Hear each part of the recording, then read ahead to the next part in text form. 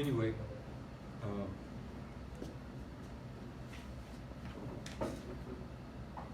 this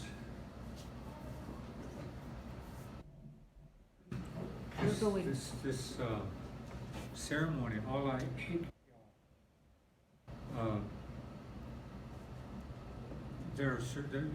as the dancers, you won't really have a whole lot to say. At the beginning, it's sort of like you're going to be called into the world. Oh, Slow Agent. Hey, it's me. Sanga, I'm called Sanga.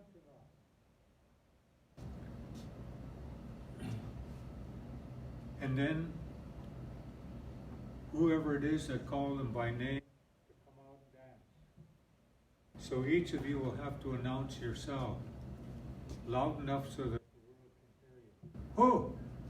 Who? Slow Agent. Slow Agent. Say it loud enough. But then you make these sound like one word. Slow. Slow Agent. And then whatever your name is, ihlgiigaa. So when you step to the door to come in to dance, we'll probably have a board there.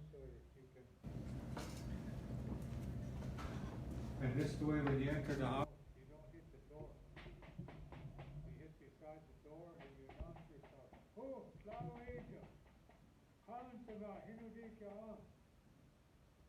And then I'll call you in to dance. And the only other thing you need, as you come in to dance, and you're moving, and there's a man dancing behind you with a paddle over your head, promising I'll always the man is dancing alongside, saying, I'll always walk alongside you. And when they get about halfway into the room, then I call out to the men, who's Laurel? That's enough. So they turn and go back toward the door. Hoogwa! You keep dancing until you find your own special spot. And so you keep dancing until you find where you want to stop. Then you stop. And when you stop, then the next one, who, Slow Agent? Whatever name, ihlgiigaa. So each person will do that.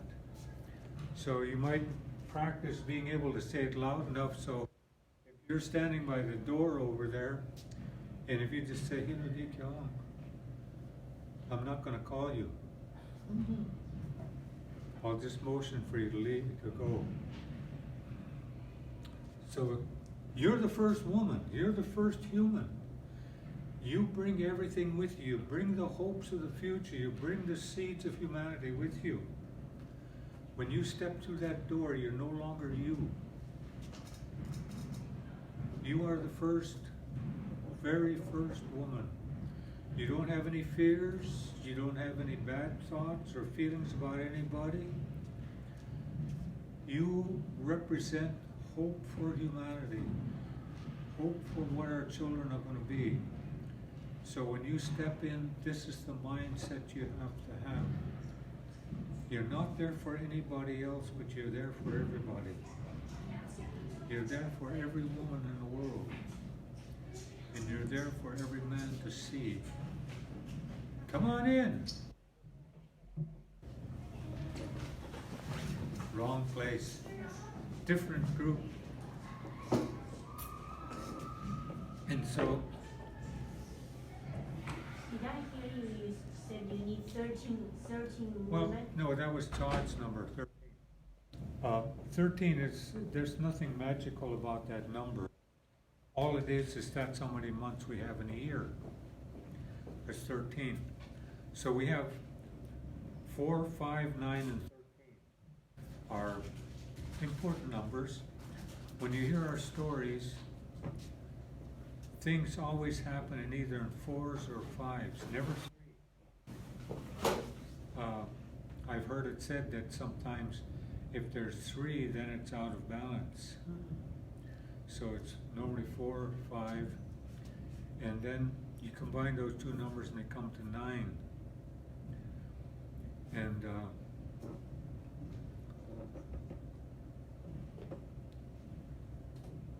And then 9 and 4 is 13. But that's just a number of months. Human gestation, I guess, when you use a 30-day calendar, is 9 months, but I don't know if it's the same with the lunar calendar, 9 months. So anyway, those are the numbers that we use, and if we have only 2 women, that's fine, or even just 1, that's fine, because it's the promise. It's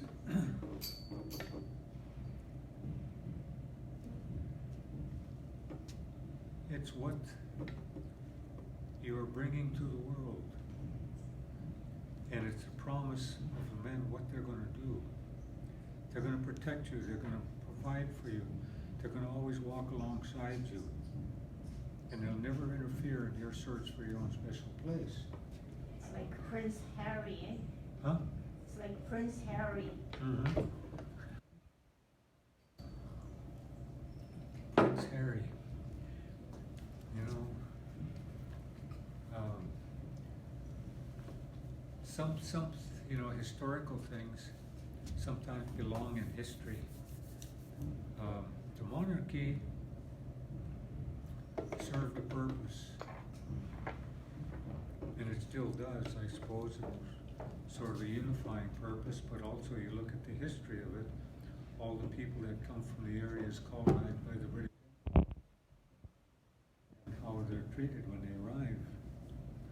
People complaining about people from India coming here, from China and other places. I say, hello, the British Empire is coming home. So, and then in the States too, when they were talking about, somebody asked, why do you keep calling us white people? I said, they should have put it in the Constitution. Instead of person, it should just say white people. So, what we're doing has nothing to do with whatever culture or language you come from. We're all human. We have different ways, different views. But I was listening to a program on CBC where there was a woman that did a whole bunch of research on music and found that even if you don't understand the language that's being sung in that song, you respond to it the same way that people who understand the language. So that's why we say too in Haida that everything is about rhythm. The universe is a song. Everything has rhythm. There's a rhythm to life, there's a rhythm to the universe. So it's a great song. And so when we take, say, a large cedar tree and transform it into a totem, or we transform it into a house, or you take a smaller piece and transform it into a mask, or you transform wood and skin to a drum, you sing it into life. You dance it into life. That's how you awaken the spirit. So everything is about song, and dance is a natural thing. I was listening to a person talk about words in English language, and they talked about when a person has an uncontrollable urge to dance, it's sort of like Taranto something. Anyway, it said that it was caused by the bite of a tarantula spider. So that's what that urge to dance has that name. But little kids will do it, even though you don't teach them. they'll start to dance to sound, to sound. And so when you come through that door, that doorway represents a woman's privates. This is where life is coming out. Life is coming out into the world. That's why I was talking about the house. That a man must never enter without permission. If he goes to the house and the woman says no, it means something's out of bounds, so no means no. But if she invites him in, it's said that he must always do it in such a way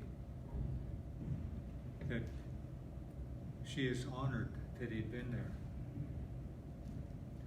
So our culture is not just beliefs about this or that, but it's a whole way of life, about entering the house, or when a child is born, the moment it cries, it's saying, "Who, Chloe? Hey, it's me." And then this new one has to be given a name that describes that person's temperament and personality. So it said we can't name ourselves because we can't really see ourselves. We can't doctor ourselves because we can't diagnose from the inside. We can't see the other manifestations of whatever it is we need. And it's like I said, you can't tickle yourself and you can't lick your own elbow. But it's told that way so you'll remember what the other two were.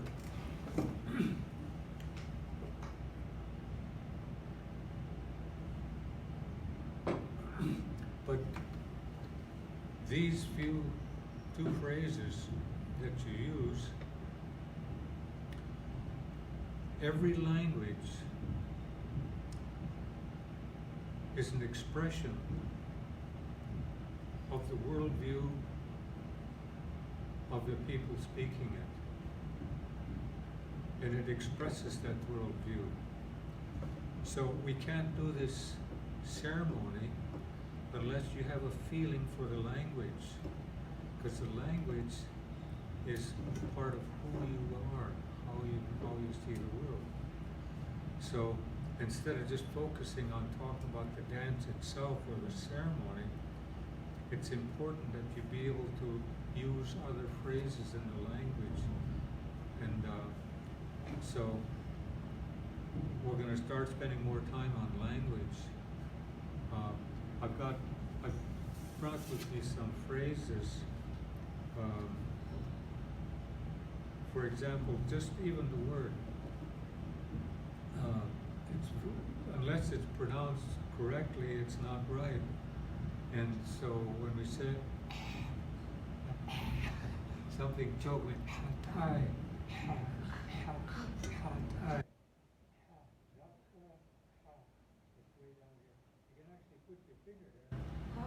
Right here and feel ha, ha.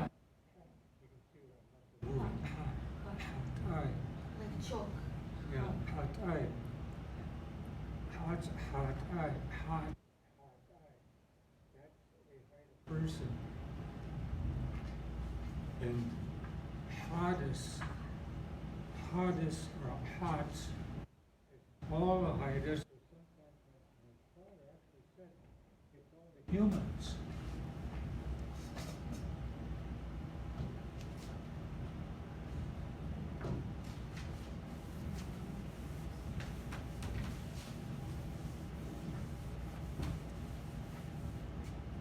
What I was told that this is the sound that makes us a linguistic isolate, that there's no other language makes that sound. Ha, ha, ha.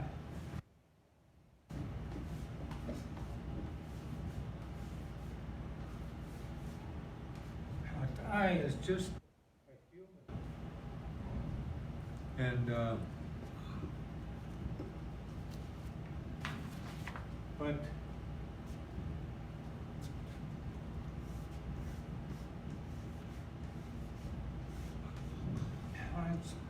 That's Haida. That's a Haida. That's one that you point at that person. That's a Haida. It's a Haida. So, but that's what that really is a human person. And to make it plural, inclusive,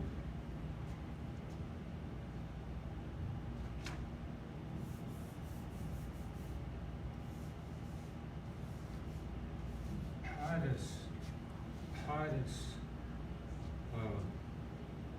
that's all,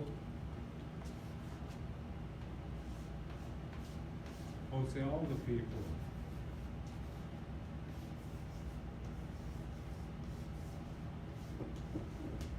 The way my dad explained it to me, he said it's all the humans. For example, that history that I was taught is called ihlgiigaa. I'm telling the story of all the humans. So, for me to, if I'm asked, what is your nationality?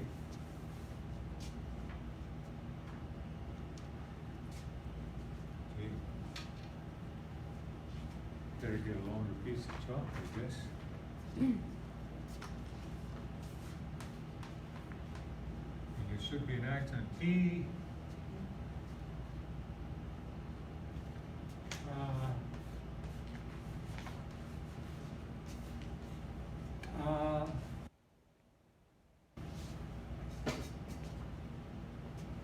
Good.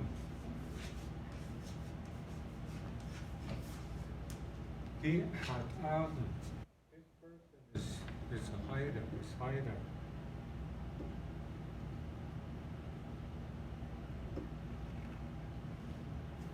So this old man was telling his grandson and I. He said when I was a young man, he said I was tough.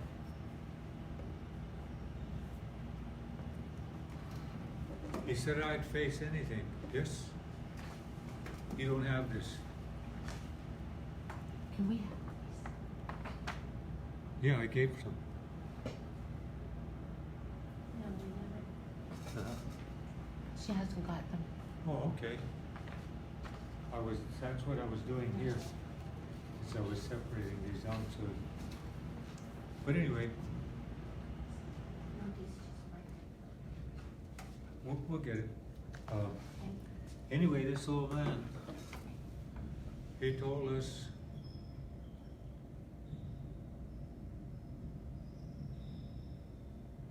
he said, someday you're going to get knocked down to where you don't think you have the strength or the courage to pick yourself up. And that's when you call out, I'm human. And Raven will find you. And he said when my grandfather told that to me, he said I was tough, I'd face any man, head on. And so when he told me that, I thought to myself, yeah, that'll be the day when somebody knocks me down. He said, many years passed and I got knocked down. This is when you emotionally, whatever, you just don't think you can go on.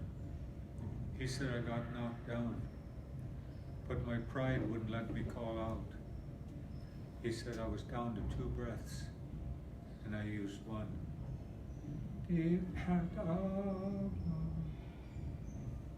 Raven found me. So, this is not a label. This is really your humanity. And so each people have a term to describe themselves as human. And so even though the words are different, we all came into light the same way. So, although we appear to be different, it's like the fingers on my hand. All different, but they all connect to the same place. And they serve the same functions. And if we can get you the phrase books and you see about the color. Now, when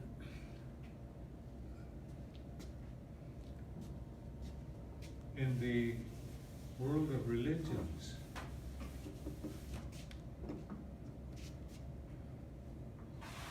you have a line that divides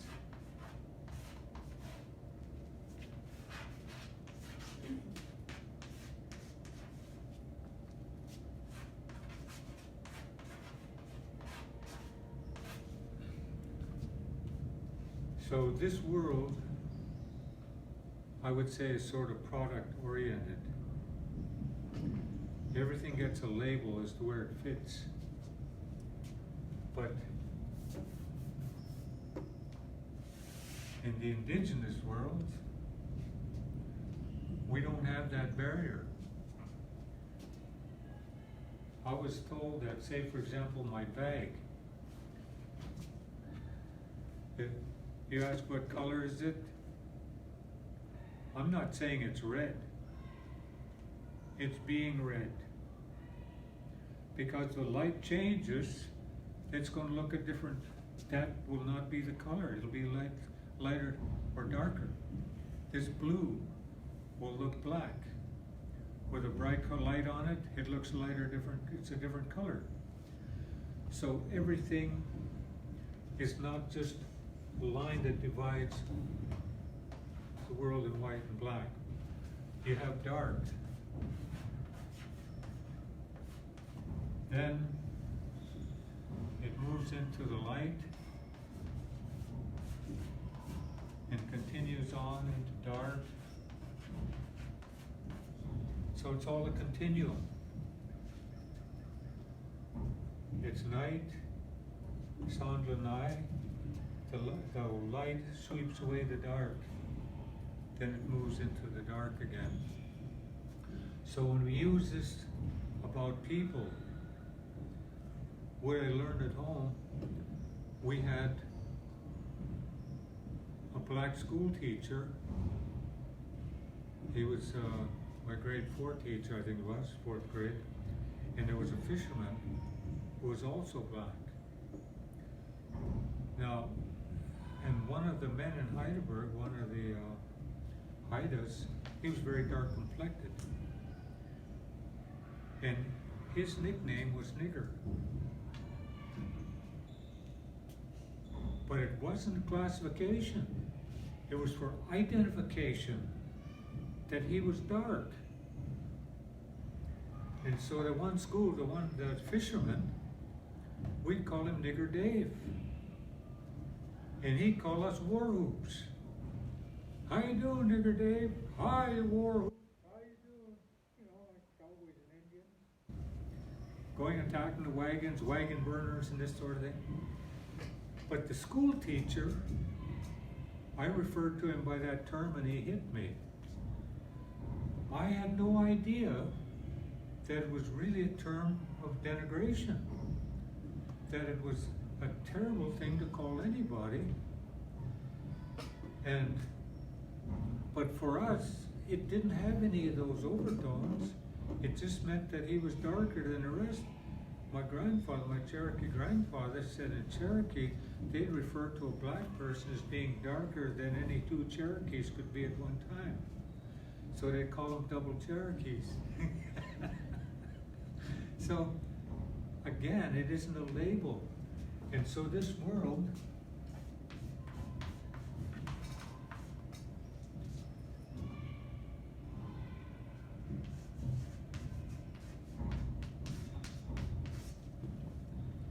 and even if you go to cake mix,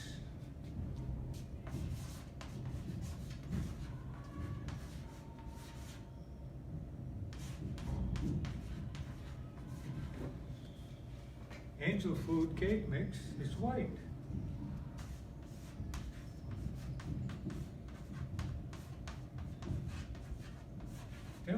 cake mix is chocolate, dark. So you've got all kinds of labels. In in sociology, there's a case, we'll say, where the teacher divided the kids, the students, to ones with blue eyes and ones with the dark eyes. Well, the ones with the brown eyes, they were the bad ones, and ones with blue were the good ones. And within a very short time, the ones with the blue eyes were really intimidating and giving the other ones a very bad time, because they'd drawn that line, says you're better than they are. And you teach kids that because that's all learned behavior. So all this stuff about racism is learned behavior from their parents and from their peers. And all this bad stuff, you fit on this side, this is also a woman.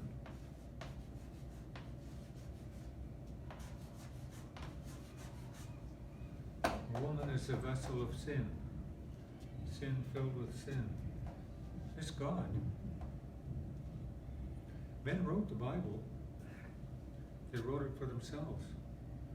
So when we do ihlgiigaa, what we're doing is we're erasing this.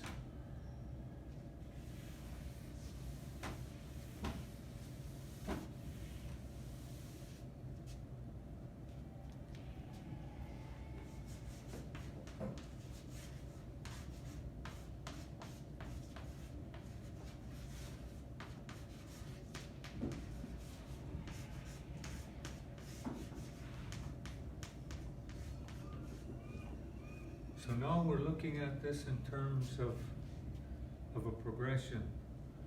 We're looking at things that have a normal cycle to it. Again, it's that rhythm. The ocean currents. About every 6 hours, roughly,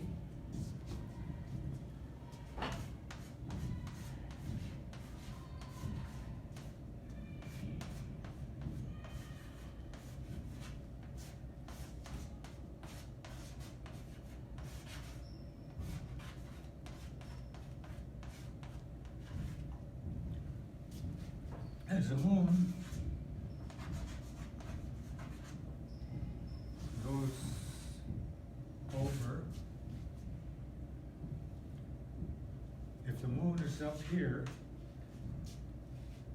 the gravitational pull on the ocean will pull it up. And as the moon moves, this begins to ebb. And as it comes over here, it floods and it ebbs.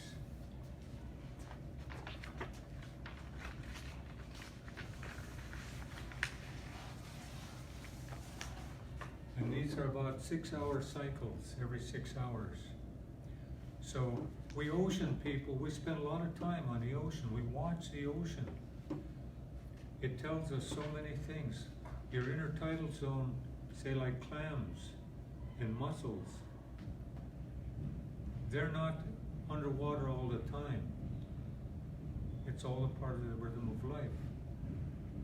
And so that's what the ceremony is. It's all about this rhythm. It's all about this continuum. It's all about not having a barrier. We don't even have a barrier between the supernatural and, we'll say, the natural worlds. It's your ability to see it. And that's what the language will permit you to do. It's to see the world in another way. I have a nephew who's a minister in a Lutheran church. And he asked for a Haida name. So I thought about it and about his personality as to how he sees the world. And I gave him the name Skagaaslu. That's, see, when this tide hits a certain point, right here, it's not flooding and it's not ebbing. It's at a point of balance. When it hits here, we call it high water slack, low water slack, high water slack. This is when the tide stops moving in one direction and is preparing to move in the other direction. So I gave him the name Skagastlu. Skagastlu is that midpoint. This is a decision point for him. As a minister, a preacher in a church, you have to make a decision. Are you going to hold true to your convictions, or are you going to go with technology? See, with technology, it doesn't matter which way the tide is going. Because with a powerboat, before we had powerboats, if I want to get, like we boys, and I was one of the ones that would row, take this big skiff, and I'd row these women to this island that's about a mile or so away to pick berries. Well, I had to see what the tide was doing. When the tide is flooding, then we would go, and then we'd ride with the tide. But it's time it so that when you get ready to come back, the tide is going the other way. So now rowing back, I didn't have to fight against the tide. But with a powerboat, it doesn't matter. You can force your way through. So, am I going to go with my culture? Am I going to go with my religious beliefs and convictions? Or am I going to use that to force my way to go wherever I want to go? Am I going to leave the values behind and just simply use it as... See, it said, one of the prophecies said that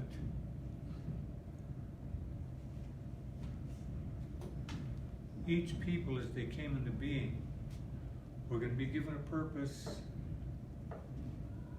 in life. And each would be given teachings. For example,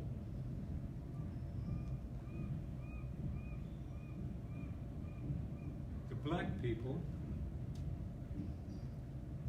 were given the teachings of water. If you go back in ancient history, the first person to make a robot was a black person and used water. But also it was a black person that discovered plasma. Plasma is the fluid of our blood. Then it says the ones whose skin will turn yellow will learn the teachings of wind and air. So when you see the martial arts and all the rest of it's about breathing. It's all about breathing.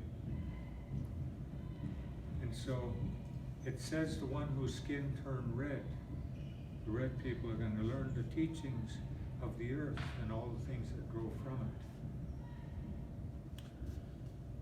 it. And it says that the one whose skin is white is going to learn the teachings of fire, the thing that moves and consumes. Now if you look at the electric light, there's fire in there. You look at the engine of your car, the ignition in there is what the fire burns the fuel that drives it. So they're to learn all those things, but it said that there would be the opportunity for us all to come together and share those teachings. And from that would emerge a new humanity, another way of living. So instead of us just being separate fingers, we can always close it. Or if we put them together, like I spent a few years in the Arctic and subarctic, and wearing gloves, sometimes your fingers will freeze. But if you wear mittens they probably won't. Because now all the fingers are sharing the heat. And they're helping each other. And so that's what we're supposed to do. And that's what ihlgiigaa is all about. It's how do we take the gifts given to each other. And when we come to the table, we don't come to the table to get something, we bring our gifts. So we can share with them, share them with the others. So our language is more than just conversation, but it's really how you see the world. And like, for example, when I asked my dad,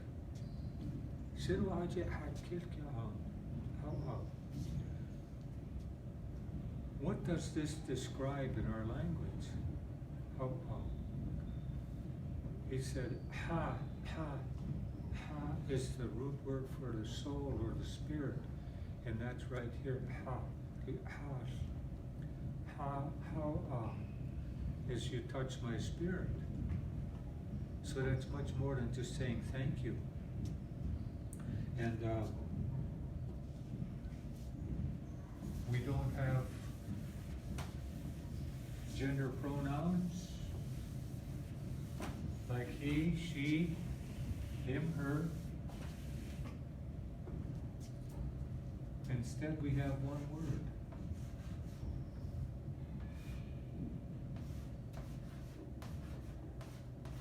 Pronounced hollow.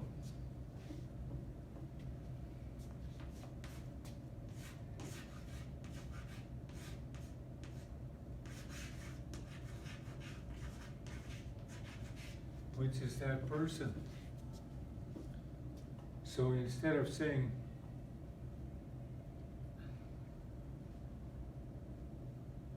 she's responsible for that, you say that person.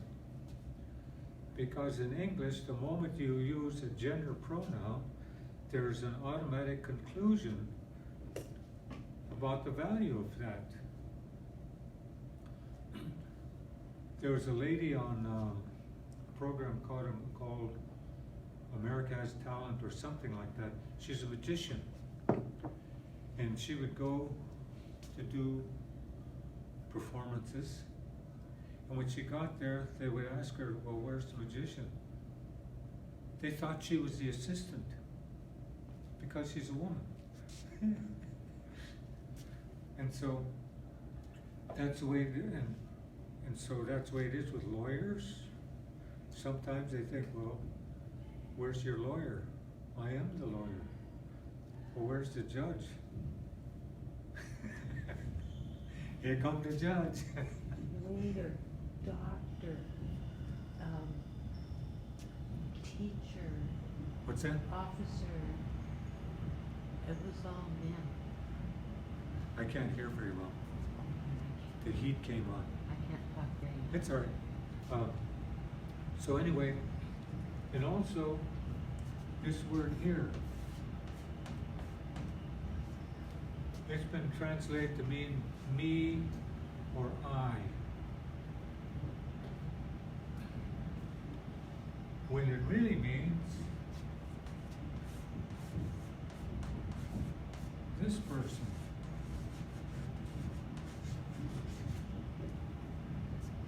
How is that person D is this person? So I don't have a first person possessive.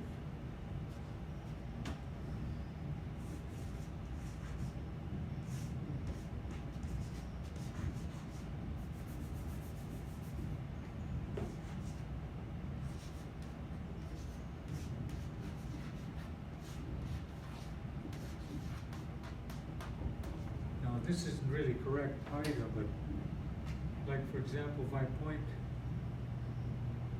that person is a sister to this person.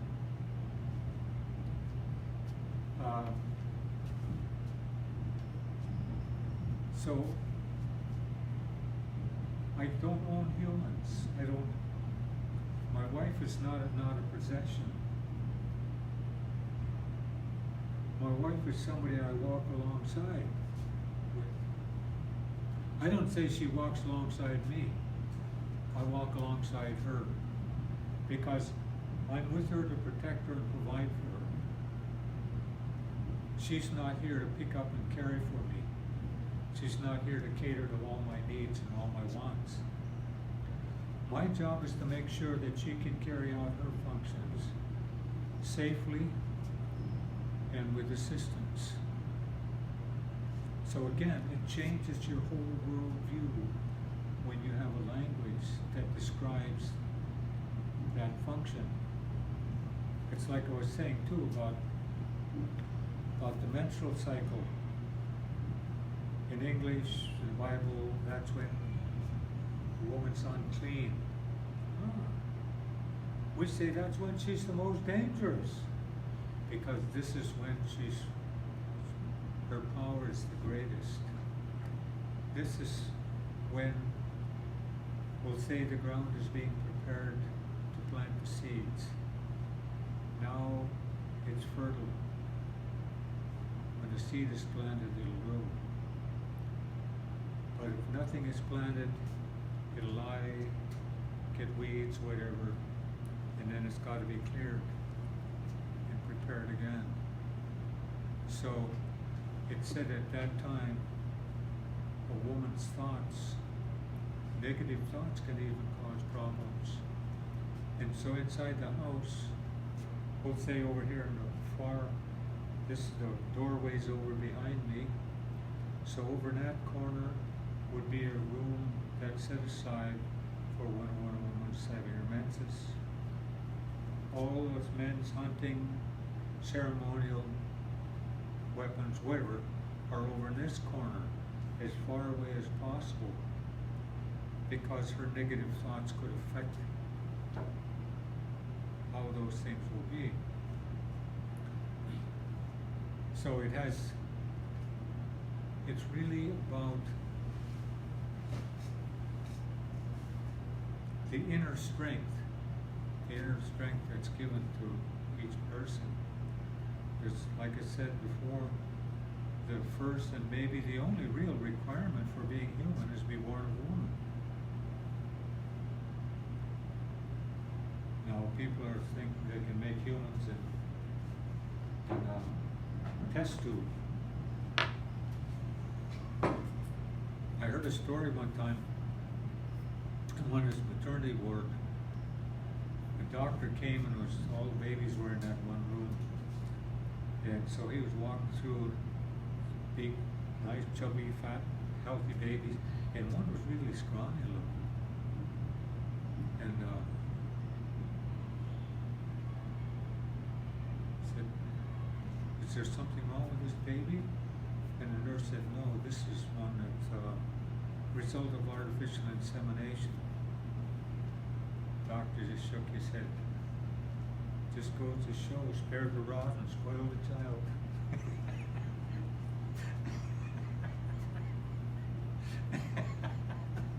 So you gotta have some fun with this stuff, you know? It doesn't have to have all sorts of negative overtones with you talking about. So anyway, that's what I was trying to get at. So I want to be spending more time with some of these phrases and pronunciation. I've contacted the, I guess it's the publisher, through the ISBN number, that International Library Classification number, something like that. And they asked me to write a comment about this publication, this one here. I don't know if you can see it. Yeah, okay. But anyway, this one here is Conversational Haida for Beginners. And this one has only 8 lessons in it, whereas the full one has 37. And so I want to try to get copies of this.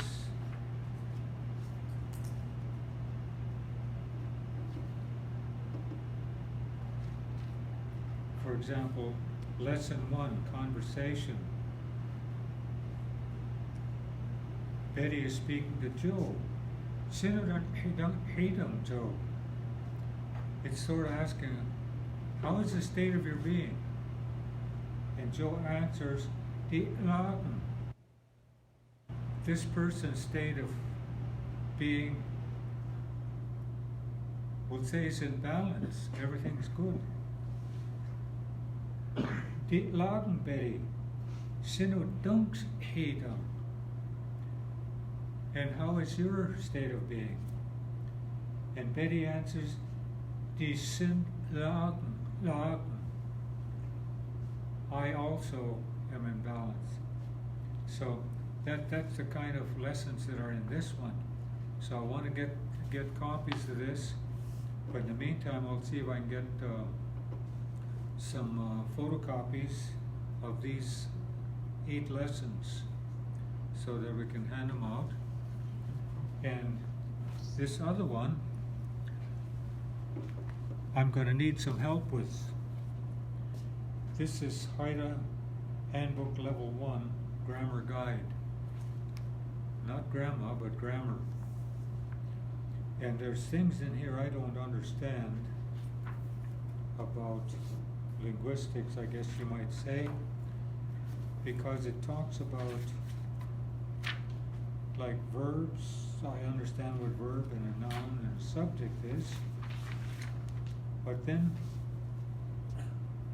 they've got them classified pronouns as a weak pronoun and a strong one. Weak A, strong A, weak B, and strong B. So I or me, HL, that just, it says it's weak, whereas the strong one is tla. Weak is D, and strong is D. You, da, dum, dum, da, dum, dum.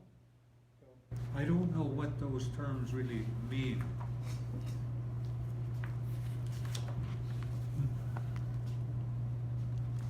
Cover.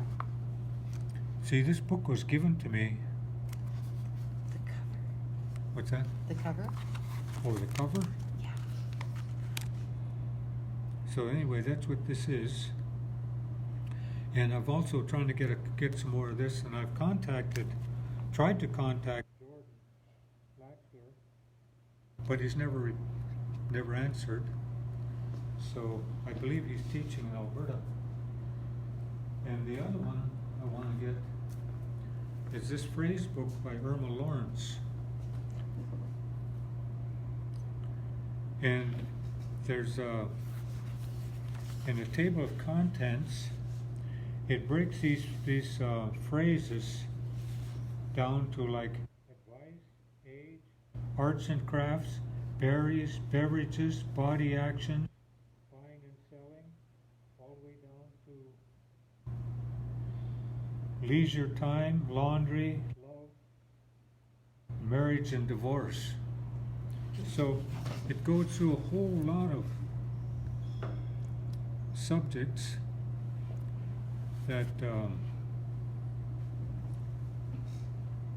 would be very, very important to learn.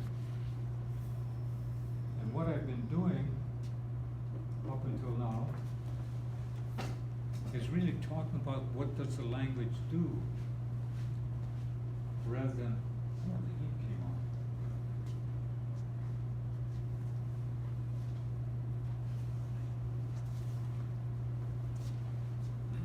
So it's sort of what I call the cultural underpinnings of the language, so that when we get to what's called cultural imperatives, we hear a lot of English equivalents.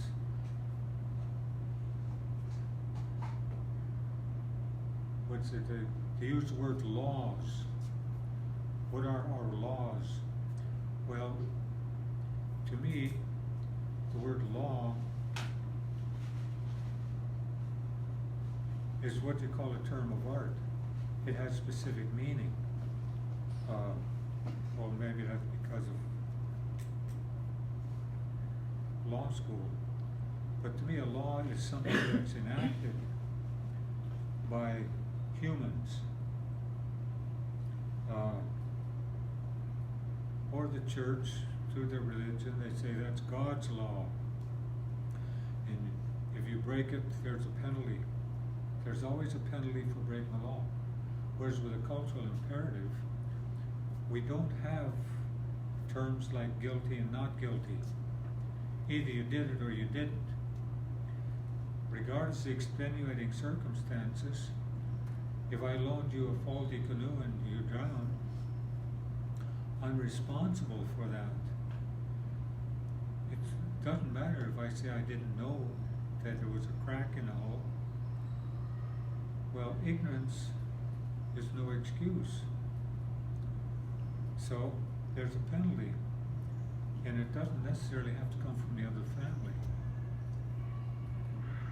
And when we call it hanana, that's a taboo, something that if you insult or intentionally cause pain, or even maybe inadvertently, but it means it'll come back on you. And what I was told is it'll come back to you in the most painful way. If I did something terrible, when it came back, it might hit one of my grandchildren. In the movie, Edge of the Knife, there's a scene in there where women are cutting halibut. And this man is going along and they hand him the bones and tell him to put them in the ocean. But he just throws them on the beach. Well, he violated a cultural imperative. When you express the esteem with which you hold for that, in an Alaskan Haida we call that ihlgiigaa. Ka is my uncle, ihlgiigaa, the uncle, because it provided us with so much food and sustenance. So to show that esteem, how much we value it, we take those bones and put them gently into the ocean, sort of with saying more to come.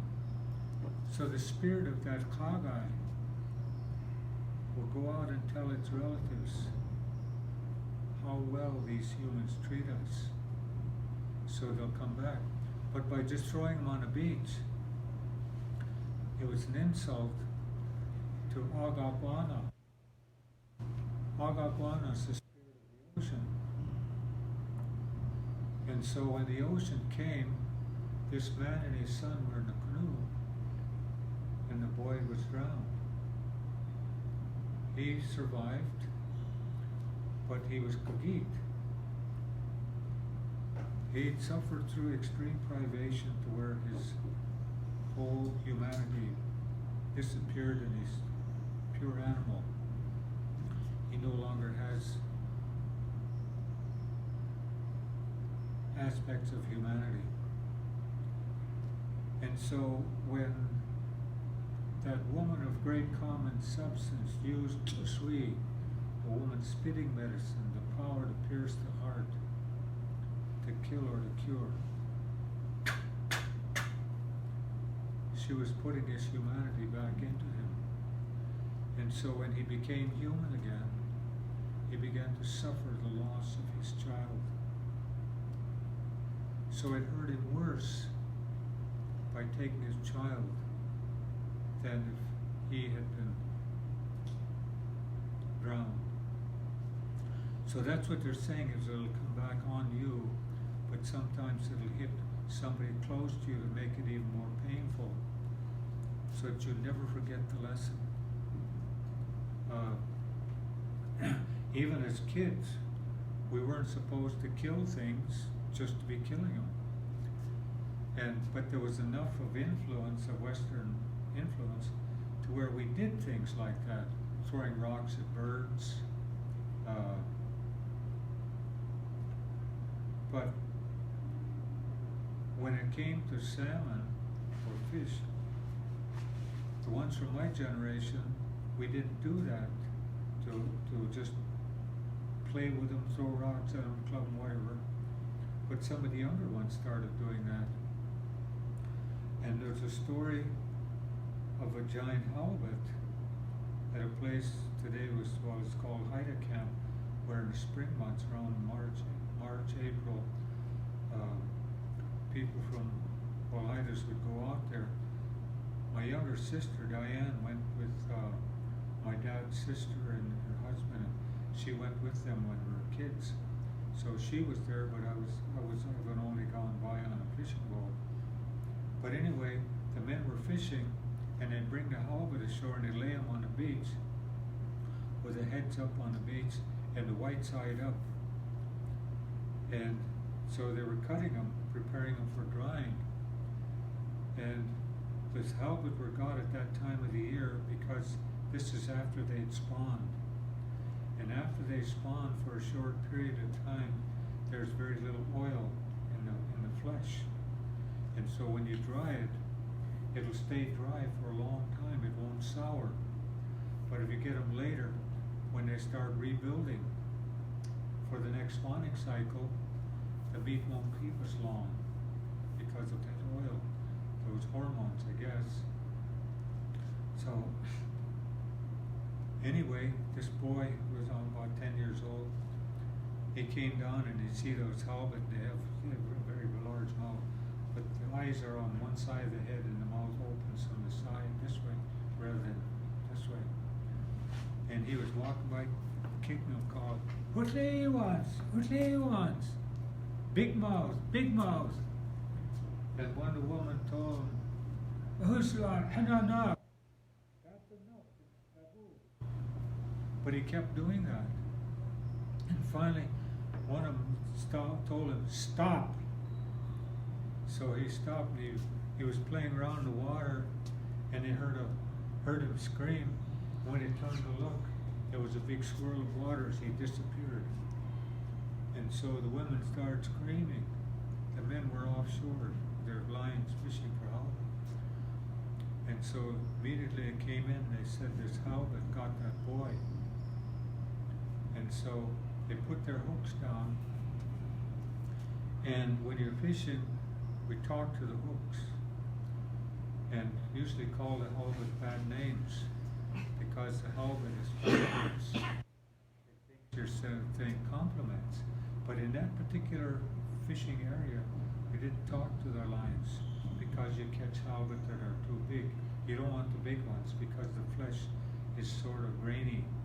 You want the smaller ones, 90 pounds around or smaller. And but anyway, this guy hooked something and thought maybe he'd hooked the bottom. But he started pulling, it was really heavy, and he asked one of the other guys to help him. So they started pulling on it. And then it looked like the ocean bottom was coming up. And they realized it was a huge halibut. So they started hollering at these guys, "We've got it." And so they started towing it slowly toward the shore. And the other canoes came in behind, and they kept pulling till it was just a few feet under below the surface of the water. But they didn't want its head to come because then it would fight. But anyway, it was coming along, and when it got close enough to shallow water, they harpooned it to kill it. And they said there was seaweed and barnacles growing on its back, and it was at least maybe 20 feet long. And when they opened it up, that boy's body was in his stomach. And it was decided that the punishment was too great for the insult the boy had made. So there's a cliff, I guess it's a couple hundred feet high. I've never been up there, but my dad told me that they used to go up there, and the men carried that halibut, this huge halibut, and they laid it on the ledge of that cliff facing the ocean. And that was its punishment. For all eternity, it could see the ocean, but it could never get back. And my dad said when they used to go up to look at it, the backbone, the spine, was about this big around. Normally they're about this big. This one was huge. So So anyway, that's what they talk about when they say something is no. That means don't mess with that. You're gonna get, it's gonna come back on you. Can you spell that?